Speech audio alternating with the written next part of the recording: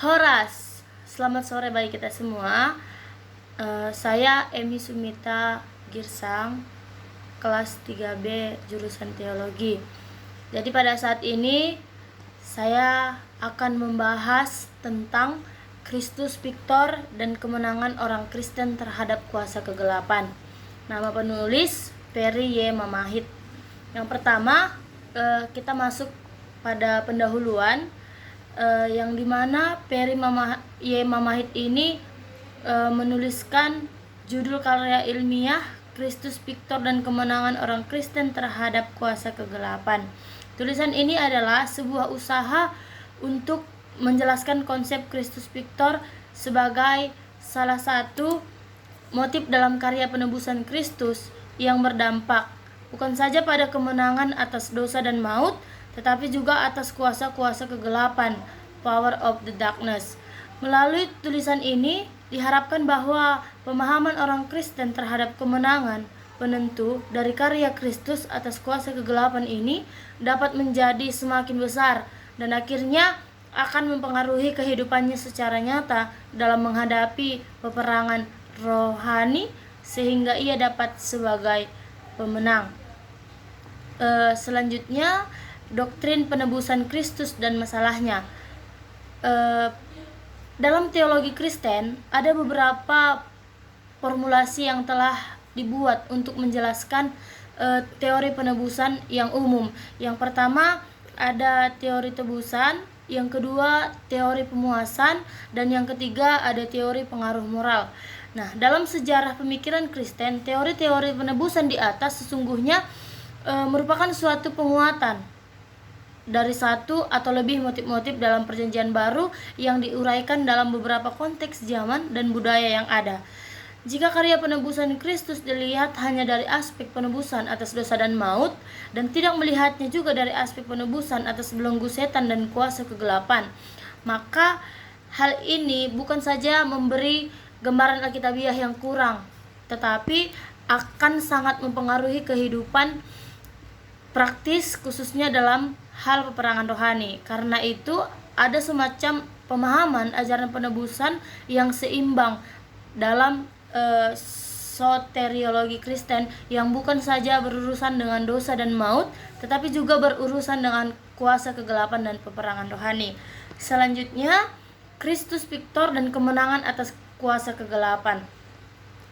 Kristus Victor, sebelum membahas lebih jauh tentang konsep ini, perlu diperhatikan dipahami latar belakang mengapa konsep ini diajukan. Yang pertama, karena adanya kontroversi teologis pada abad 18 dan 19 mengenai isu penebusan yang subjektif dan objektif. Maksudnya, dalam pandangan Latin, penebusan dilihat sebagai suatu yang objektif, sementara bagi pandangan pencerahan, penebusan dilihat sebagai suatu yang subjektif. Yang kedua, kegagalan membedakan antara pandangan penebusan Latin dan pandangan klasik. Selain pendekatan dramatik, konsep penebusan juga dipahami Aulen dengan menggunakan pendekatan dualistik. Dualisme di sini dimengerti sebagai adanya semacam peperangan atau ketegangan antara dua kekuatan, antara Allah dan setan, yang mengambil tempat secara kosmik.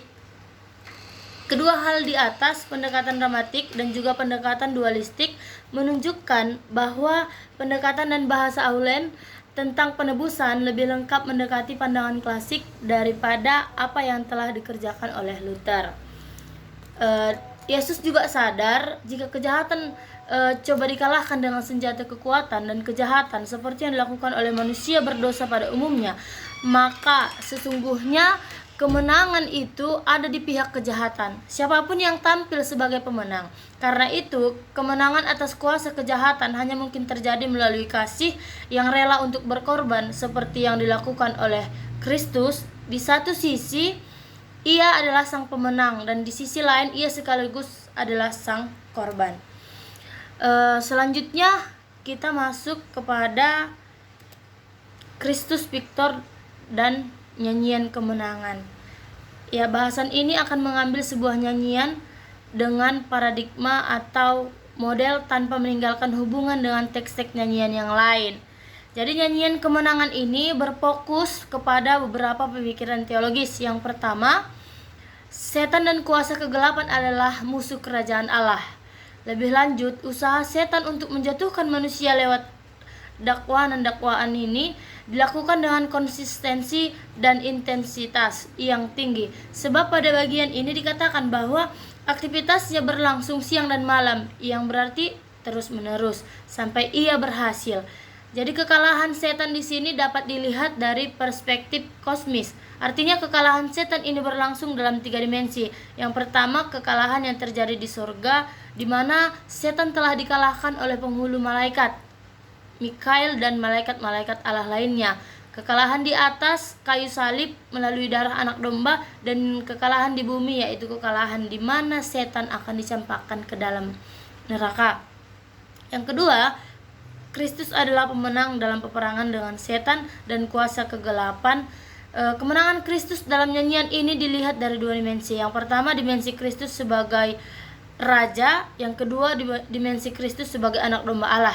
Yang ketiga, Kristus membagi kemenangan itu bersama-sama dengan orang percaya. Dimana karena setan itu sudah dikalahkan oleh Kristus, sudah menang, maka orang-orang percaya juga mendapat bagian dalam kemenangan itu.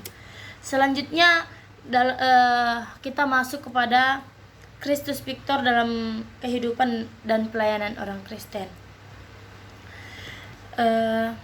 Setan dan kuasa kegelapan sesungguhnya adalah musuh yang jauh lebih lemah seperti yang sering dibayangkan. Selanjutnya, kemenangan atas kuasa kegelapan ini juga bersifat tunggal karena dilakukan satu kali untuk selamanya di kayu salib. Sama seperti ketika Allah di atas kayu salib yang sama-sama menyelamatkan manusia dari hukuman dosa satu kali untuk selamanya. Jadi maksudnya ketika orang Kristen terlibat dalam pelayanan apa saja, sesungguhnya ia sedang masuk dalam sebuah permulaan melawan kuasa kegelapan. Pemikiran di balik ini adalah bahwa pelayanan misi dan penginjilan bukan saja pelayanan yang berusaha untuk membawa orang kepada iman kepada Kristus dan keselamatan dari hukuman dosa, tetapi juga boleh pembebasan manusia dari belenggu-belenggu kuasa kegelapan. Selanjutnya, yang terakhir kita masuk kepada kesimpulan. Jadi kesimpulan yang saya ambil dalam pembahasan kali ini, dalam doktrin Kristen yang standar, memang tujuan utama penebusan Kristus adalah untuk mengalahkan dosa dan maut. Tetapi dari teks-teks Alkitab yang ada, kuasa karya Kristus itu punya dimensi yang lebih luas.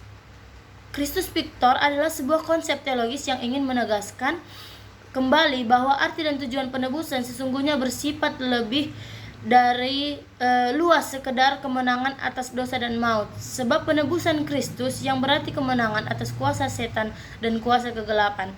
Kemenangan Kristus ini bersifat mutlak dan tunggal. Namun demikian, kemenangan ini adalah kemenangan yang bersifat eskatologis. Artinya sudah dapat dinikmati sekarang, tapi kepenuhannya belum terjadi.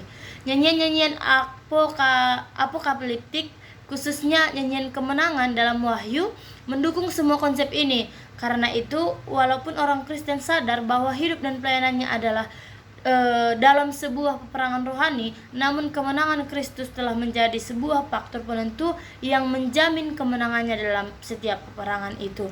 Jadi setan dan penguasa kegelapan boleh saja back in business again dengan berusaha menggoda, menyesatkan dan menjatuhkan manusia. Tetapi bagi orang-orang Kristen yang setia, yang dalam tradisi reformasi, konsep ini disebut perseverance of the saints. Selalu ada jaminan kemenangan atasnya.